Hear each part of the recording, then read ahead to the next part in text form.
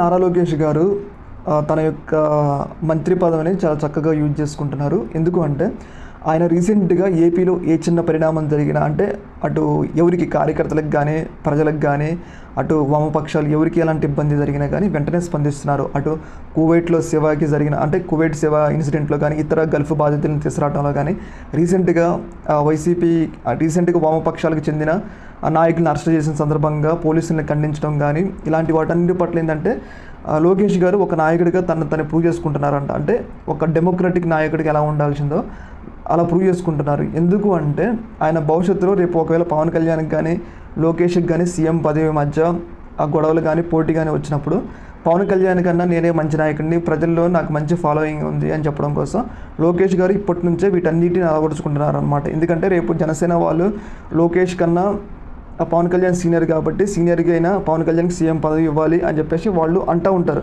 Almost all Janasena వాళ్ళు తమ నాయకుడే సీఎం కావాలని కోరుకుంటారు. కాకపోతే ఆ యొక్క పరిస్థితి వచ్చినప్పుడు దానికన్నా అంటే పవన్ కళ్యాణ్ కన్నా నేనే మంచివాడిని అని ఆయన ప్రూవ్ చేసుకోవడం కోసం, అంటే లోకేష్ గారు ప్రూవ్ చేసుకోవడం కోసం ఇప్పటి నుంచే ప్రజలతో చాలా కాంటాక్ట్గా ప్రజలకు ఏ సమస్య వచ్చినా స్పందించడం కానీ, అటు వామపక్ష నాయకులకు కానీ, అటు విద్యార్థులకు కానీ, ఎవరికి ఎలాంటి ఇబ్బంది వచ్చినా కానీ చాలా త్వరితగతిన స్పందించి, అంటే ఆయన ఎలాంటి అహంకారం లేకుండా, ఎలాంటి ఈగో చూపించకుండా ఒక మంత్రిని అని చెప్పి ఎలాంటి ఈగో లేకుండా ఏ చిన్న వ్యక్తి ట్యాగ్ చేసినా, ట్విట్టర్కి ట్యాగ్ చేసినా వాటిని అయితే స్పందిస్తున్నారు. దీని అంతటికి ప్రధాన కారణం ఏంటంటే తననుగా ఒక నాయకుడిగా, అంటే నేను కూడా సీఎంకి అర్హుడినే, నేను కూడా సీఎం పదవికి పోటీలో ఉన్నాను పవన్ కళ్యాణ్కి పోటీగా అని చెప్పేసి ఆయన ప్రజలకు ఒక ఇండికేషన్, అంటే ప్రజల్లో ఒక మంచి భావన సృష్టించుకుంటే తర్వాత సీఎంగా తనని యాక్సెప్ట్ చేస్తారు అని చెప్పేసి లోకేష్ గారు అయితే భావిస్తున్నారు. అందులో భాగంగానే తను ఈ యొక్క సమస్యలు, అంటే ప్రజలకు ఏ సమస్యలు, విద్యా సమస్యల్లో కానీ రీసెంట్గా ఆయన ఒక నిర్ణయం అయితే తీసుకోవడం జరిగింది. ఏంటంటే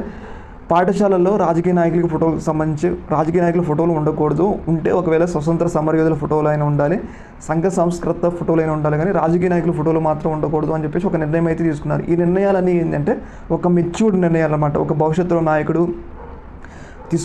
భవిష్యత్తులో తనకు నాయకుడిగా ప్రూవ్ చేసుకోవడం కోసం ఆయన ఈ నిర్ణయాలు అయితే తీసుకుంటుంటే, ముఖ్యంగా భవిష్యత్తులో పవన్ కళ్యాణ్కి మరి లోకేష్కి వచ్చినప్పుడు లోకేషే బెటరు అనిపించుకోవాలని చెప్పేసి ఆయన అనుకుంటుండు.